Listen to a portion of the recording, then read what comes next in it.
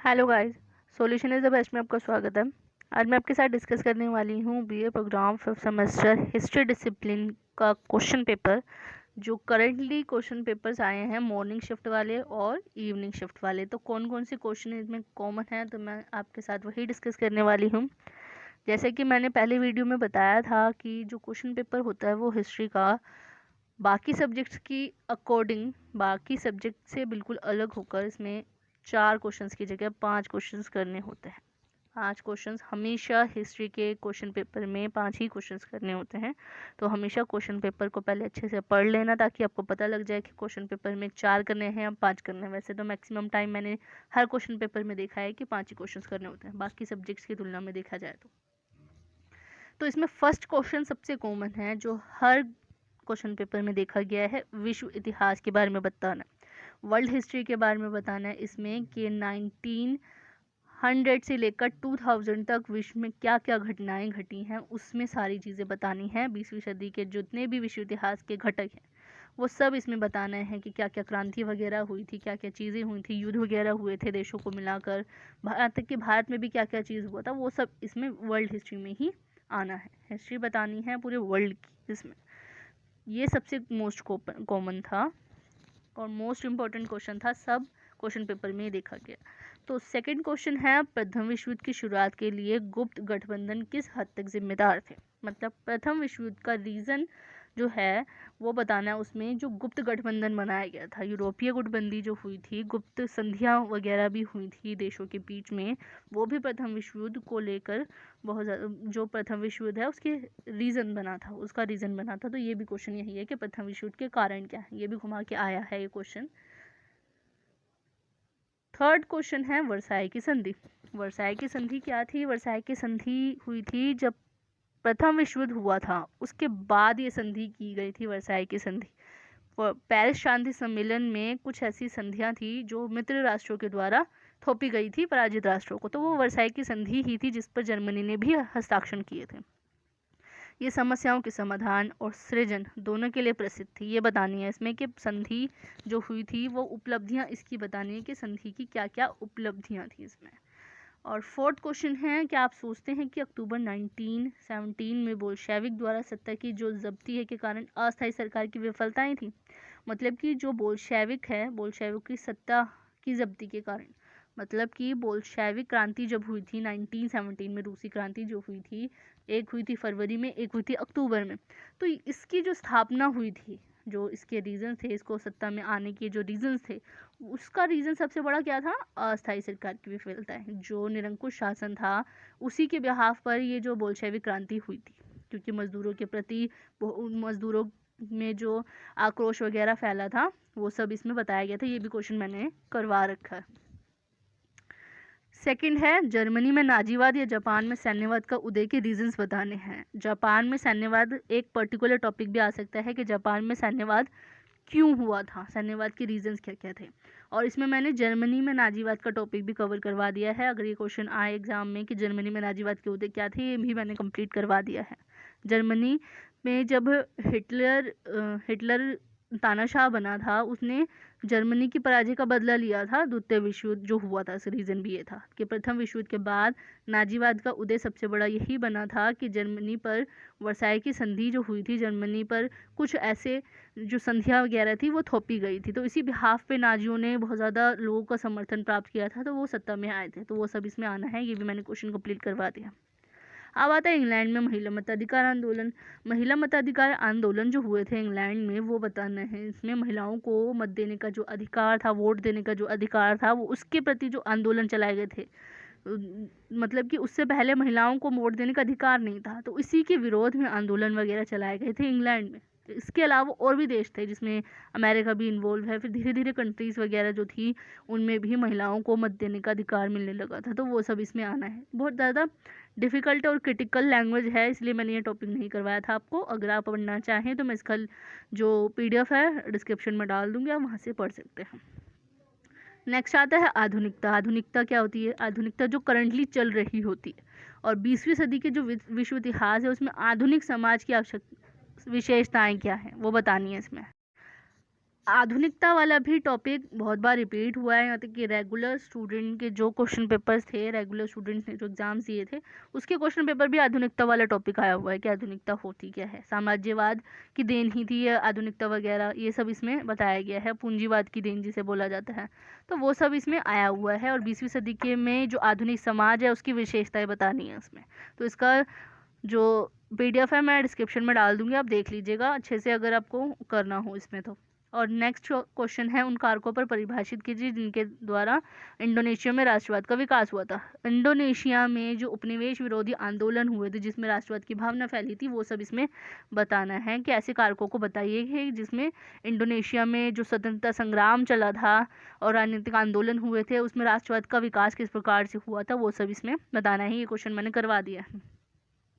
अब आते हैं संयुक्त राष्ट्र के गठन के क्या उद्देश्य थे, संयुक्त राष्ट्र संघ का क्या उद्देश्य था, क्योंकि क्योंकि ये हुआ था कि प्रथम विश्व युद्ध जब हुआ था उसमें उसके बाद विश्व शांति बनाए रखने के लिए राष्ट्र संघ की स्थापना की गई थी, लीग ऑफ नेशंस की। लीग ऑफ नेशंस असफल रहा था, तो इसी बिहाफ पे कह सकते हैं जो राष्ट्रीय संघ है उसके गठन का सबसे बड़ा रीज़न ये बना था कि जो राष्ट्रीय संघ है वो असफल हो गया था, जिसकी वजह से द्वितीय विश्व युद्ध हुआ। द्वितीय विश्व युद्ध होने के बाद दोबारा से एक अंतर्राष्ट्रीय स्तर पर एक संघ की स्थापना करने की आवश्यकता महसूस होने लगी थी। तो इसका उद्देश्य ये था कि दोबारा से जो पुरानी गलतियां हुई थी उनको सुधार कर नई राष्ट्र की मतलब स्थापना की जाए।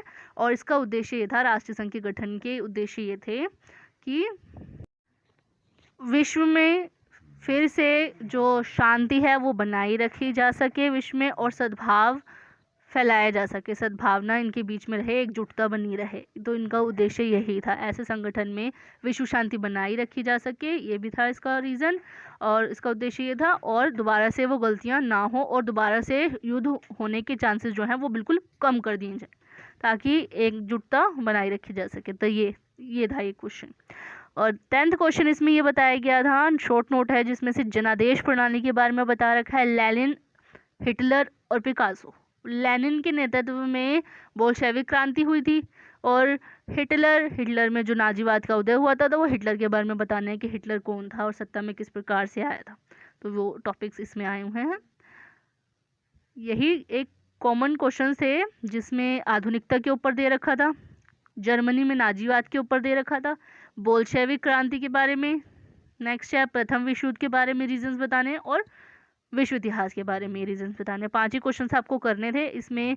नेक्स्ट जो है क्वेश्चन पेपर दिखा देती हूँ मैं आपको, जो हुआ था मॉर्निंग शिफ्ट में, जिसमें सबसे कॉमन यही था कि विश्व इतिहास के बारे में बताना है। नेक्स्ट था जो यूरोप में 2 विपरीत समूह में विभाजन हुआ था। विपरीत समूह मतलब कि 2 गुटों में जो विभाजित हुआ था यूरोपीय राष्ट्र, यूरोपीय संघ जो थे वो 2 गुटों में हुए थे, एक मित्र राष्ट्र और दूसरा धुरी राष्ट्र। तो वो भी प्रथम विश्व युद्ध का क्या रीजन बना था वो भी बताना है इसमें। नेक्स्ट है पेरिस शांति कांग्रेस के विभिन्न प्रावधान क्या थे। पेरिस शांति सम्मेलन में जो उठाए गए मुद्दे थे वो बताना है इसमें कि पेरिस शांति सम्मेलन में क्या हुआ था, क्योंकि पेरिस शांति सम्मेलन कब हुआ था, 1919 में। 1918 में जब प्रथम विश्व युद्ध कंप्लीट हुआ था उसके बाद मित्र राष्ट्रों ने पेरिस शांति सम्मेलन में जर्मनी पर कुछ संधियां थोपी गई थी जिसमें वर्साई की संधि भी इन्वॉल्व थी। तो पेरिस शांति जो कांग्रेस है उसके विभिन्न प्रावधान क्या थे कि विश्व में शांति बनाए रखने के लिए सम्मेलन आयोजित किया गया। इसमें यही बताना था कि पेरिस शांति सम्मेलन में जो भी संधियां वगैरह थोपी गई थी जर्मनी में, उसके बाद द्वितीय विश्व युद्ध का रीज़न भी यही बना था कि पेरिस में जो जर्मनी को बहुत ज़्यादा संधियां थोपी गई थी उस पर, और उसमें जो वर्साई की संधि पर हस्ताक्षर नहीं करने के लिए उसको मजबूर किया गया था। तो वो सब इसमें टॉपिक बताना है कि विभिन्न प्रावधान क्या थे। 1919 के बाद फिर द्वितीय विश्व युद्ध भी हुआ था, वो पूरी स्टोरी बतानी है इसमें। नेक्स्ट है उन कारकों की चर्चा कीजिए जिसमें रूस में 1917 में बोल्शेविक क्रांति हुई थी। सबसे इम्पोर्टेंट क्वेश्चन ये पहले वाले चैप्टर में भी पहले वाले क्वेश्चन पेपर में भी आया था और इसमें भी आया है कि बोल्शेविक क्रांति जो है के रीजंस क्या क्या थे।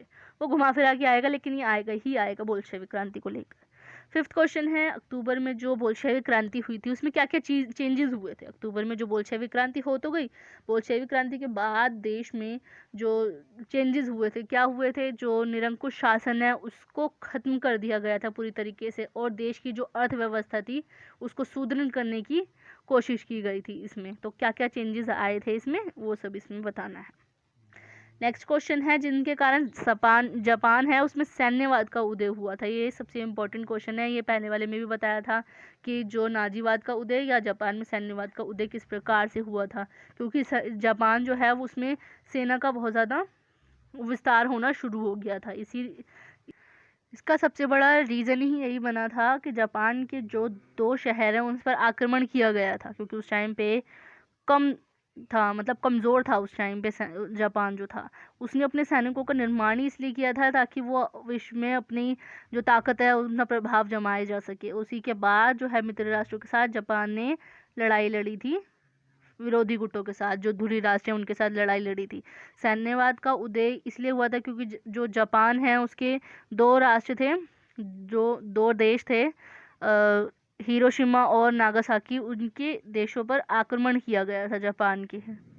तो इसी बिहाफ पे वो चाहता था कि सैनिकों को ज़्यादा से ज़्यादा निर्माण किया जा सके और जो अपना देश है उसको उसका प्रभुत्व स्थापित किया जा सके। तो ये भी टॉपिक था। आधुनिकता वाला बताया कि आधुनिक समाज की विशेषताएं क्या थी, ये सबसे मोस्ट इम्पोर्टेंट क्वेश्चन है कि आधुनिकता क्या है। और पूंजीवादी औद्योगिकरण के रूप में अगर देखा जाए तो आधुनिकता किसे बोला गया है, कि आधुनिक समाज उस टाइम पे क्या है, कि आधुनिक समाज मतलब क्योंकि पूंजीवादी औद्योगिकरण का प्रभाव पड़ा था देश में, किन किन देशों में जो विकासशील देश हैं उनमें आधुनिक समाज वगैरह उनकी विशेषताएं वगैरह इसमें बतानी है। ये सबसे इम्पोर्टेंट क्वेश्चन है। ये भी एक टॉपिक है जो सबसे कॉमन है, महिला मताधिकार आंदोलन। ये टॉपिक कर के चले जाओ 101%, ये आधुनिकता वाला और इंग्लैंड वाला, तो आप अच्छे से एग्जाम देकर आ सकते हैं। नेक्स्ट है जो संयुक्त राष्ट्र संघ है उसकी भूमिका बतानी है। पहली बात तो ये कि द्वितीय विश्व युद्ध हुआ था। द्वितीय विश्व युद्ध किस रीज़न से हुआ था, क्योंकि जो राष्ट्र संघ है वो असफल हो गया था, और द्वितीय विश्व युद्ध के बाद संयुक्त राष्ट्र की जो थी स्थापना की गई थी। स्थापना के रीजंस क्या क्या थे, एक तो राष्ट्र संघ के असफल होना, दूसरा द्वितीय विश्व युद्ध की तरह दोबारा से युद्ध ना होना, इस रीज़न से ये इसकी स्थापना की गई थी ताकि दोबारा से कोई लड़ाई झगड़े ना हो और विश्व शांति बनाई रखी जा सके। और जो संयुक्त राष्ट्र संघ है उसकी बाद में क्या भूमिका रही थी, इसने ये कहा गया था, इस जो संयुक्त राष्ट्र संघ स्थापित किया गया था तो उसके लिए एक चार्टर तैयार किया गया था। चार्टर में ये कहा गया था कि विभिन्न देश जो हैं वो किसी छोटे मोटे देश में अपना प्रभुत्व स्थापित करने की कोशिश नहीं करेंगे। दूसरा रीज़न इसमें ये था कि चार्टर के दौरान ये कहा गया था कि जो राज्य के अंदरूनी मामले हैं उस पर कोई हस्तक्षेप नहीं करेगा। तो संयुक्त राष्ट्र संघ ने बहुत ज़्यादा भूमिका निभाई थी। संयुक्त राष्ट्र संघ ने बहुत ज़्यादा मतलब कुछ ऐसे मुद्दे थे जिनको सुलझाने में बहुत ज़्यादा महत्वपूर्ण भूमिका निभाई थी। कैसे, जैसे एग्जाम्पल के रूप में देख लें, फ़िलिस्तीन का मुद्दा हुआ था कि स्टार्टिंग में ऐसा हुआ था जब द्वितीय विश्व युद्ध हुआ था, उसके बाद फ़िलिस्तीन में भी एक मुद्दा छिड़ा था जिसमें यहूदी और अरबों के बीच में लड़ाई झगड़ा हुआ था, विवाद उत्पन्न हुआ था। तो उसको भी ख़त्म करने के लिए, उनको भी सुलझाने के लिए संयुक्त राष्ट्र संघ ने महत्वपूर्ण भूमिका निभाई। उसके अलावा स्वेज नहर पर जो मिस्र पर ब्रिटेन और फ्रांस का और इज़राइल के द्वारा जो हमला किया गया था स्वेज नहर पर, उनको बचाने के लिए ब्रिटेन और फ्रांस वगैरह भी इसमें इन्वॉल्व हुए थे। तो जिसका जो मैटर था वो सुरक्षा परिषद में लाया गया था। सुरक्षा परिषद संयुक्त राष्ट्र संघ का ही एक अंग है कि ताकि उस राष्ट्र को उस जो स्वेज संकट है उसको दूर किया जा सके। तो ये भी एक टॉपिक था। ईरान इराक का युद्ध भी हुआ था, लंबे समय तक ये चलता आ रहा था। इसमें ये था कि अमेरिका ने इन सब चीज़ों को सुलझाने में मदद करी थी, किसकी, संयुक्त राष्ट्र संघ की। इसमें जितने भी सदस्य राष्ट्र थे उन्होंने इनको सुलझाने में मदद करी थी। संयुक्त राष्ट्र संघ की क्या क्या भूमिका रही थी वो इसमें ही आना है। नेक्स्ट आता है पूंजीवादी औद्योगिकरण। पूंजीवादी औद्योगिकरण को लेकर देखा जाए तो पूंजीवादी जो देश है उसमें औद्योगिकरण का विस्तार किस प्रकार से हुआ था वो इसमें आना है। नेक्स्ट है फरवरी में जो 1917 में जो फरवरी क्रांति हुई थी, कौन सी हुई थी? रूस की क्रांति हुई थी फरवरी में, पहली बोल्शेविक क्रांति जो हुई थी। तीसरे में ये बताना league of Nations. League of Nations क्या था? राष्ट्रसंघ। राष्ट्रसंघ का उद्देश्य क्या था वो सब इसमें बताना है कि प्रथम विश्व युद्ध जब हुआ था उसके बाद अंतर्राष्ट्रीय स्तर पर एक संगठन की ज़रूरत पड़ी थी, जिसके बिहाफ पर अमेरिका के जो विड्रो विल्सन हैं उन्होंने एक विचार व्यक्त किया था। तो उसमें वो पूरा टॉपिक बताना है। ये भी टॉपिक मैंने कवर करवा दिया। ये आ सकता है लॉन्ग क्वेश्चन में कि लीग ऑफ नेशन की स्थापना किस प्रकार, किस रीज़न क्या थे इसके। और चौथा है फांसीवाद। फांसीवाद के बारे में भी मैंने बता रखा है इसमें। तो ये पूरे टॉपिक्स इसमें बता रखे हैं। 2-3 जो टॉपिक्स मैंने नहीं बताए हैं और तो मैं उसका जो लिंक है डिस्क्रिप्शन में डाल दूंगी, आप वहाँ से वो PDF डाउनलोड कर लेना, वहाँ से पढ़ सकते हैं। जो कॉमन टॉपिक्स हैं जैसे कि आ गया आधुनिकता को लेकर, दूसरा आ गया जापान में जो सैन्यवाद है उसके बारे में, जो बोल्शेविक क्रांति है वो तो मैंने करवा दिया। बाकी जो प्रथम विश्व युद्ध है ये भी हो गया। विश्व इतिहास के बारे में थोड़ा सा टॉपिक है, तो अगर लगेगा तो मैं आपको थोड़ा सा डिफाइन कर दूंगी इसे। And thanks for watching my video.